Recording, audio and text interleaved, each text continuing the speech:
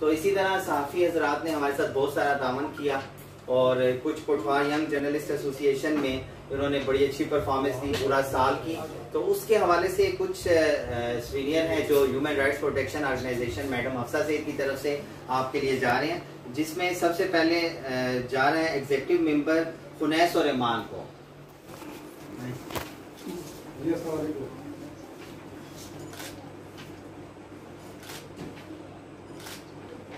पूरम इब्ने शबीर, उनसे गुजारिश करूंगा कि वो आएं और अपना अवार्ड लें।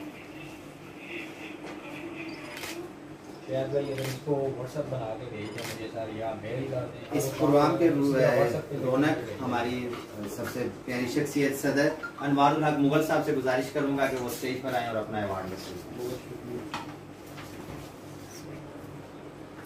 और आखिर में चेयरमैन पटवार यंग जर्नलिस्ट एसोसिएशन से गुजारिश करूंगा कि वो स्टेज पर आएं और अपना अवार्ड लें।